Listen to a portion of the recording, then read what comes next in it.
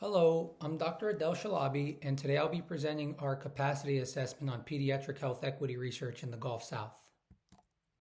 I do not have any disclosures or conflicts of interest to report. NOLAA-Peds is a collaborative network of medical and non-medical faculty and staff between LSU, Tulane, and Manning Family Children's. We're made up of 4 subcommittees: community engagement, policy and advocacy, research, and education. Our primary objective in doing the survey was to identify facilitators and barriers that Manning Family Children faculty and staff experience when attempting to conduct health equity research. The survey was intended to find feasibly improvable targets that may help facilitate the engagement in health equity research. The study was approved under LSU's IRB as an exempt study, to which we distributed a 9-question electronic survey to faculty and staff at Manning Family Children's, collecting things like demographics, research interests and engagement, perceived barriers and resources that were utilized when conducting this kind of research. We also performed a descriptive analysis of the quantitative data and a thematic analysis of the qualitative data. Bar charts, pie charts, and cross-tabulations were used to better identify the patterns. We had a response rate of 25.6% with 100 responses, 81% of them being physicians, a little over a half of them being affiliated with LSU, approximately a sixth being affiliated with Tulane, and a third having no institutional affiliation. Across academic ranks and patient care settings, we saw a relatively even distribution. A heat map was used to better visualize the difference between the level of interest and level of engagement. We found that 95% of medical staff reported being somewhat or very interested, whereas only 34% reported being somewhat or very engaged.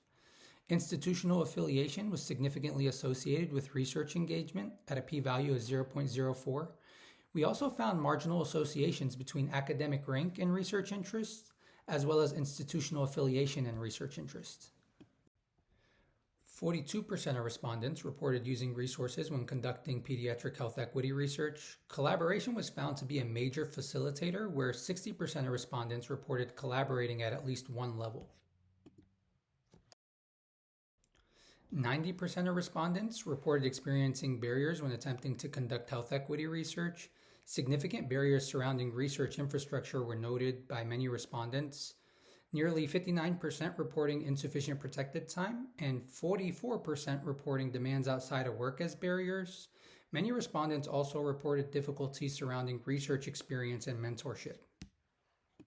And when we group the themes, we see that over 80% reported research infrastructure, nearly 69% reported a lack of experience or a need for mentorship and training, and above 50% reported barriers in relation to culture and leadership.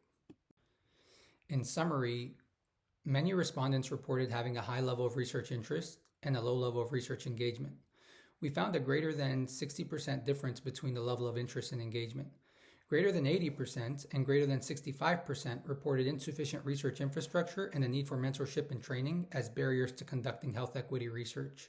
Collaboration was the most commonly reported utilized resource among respondents. Our targeted barriers are research infrastructure and support and the need for mentorship and training.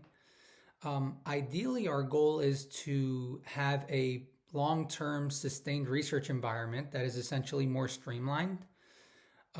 We have been updating the webpage in accessibility with resources and information on grants, data sets, research opportunities, IRB protocol information. We've also been collaborating with new legal partners. And here are my references.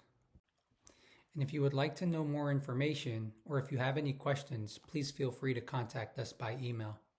Thank you.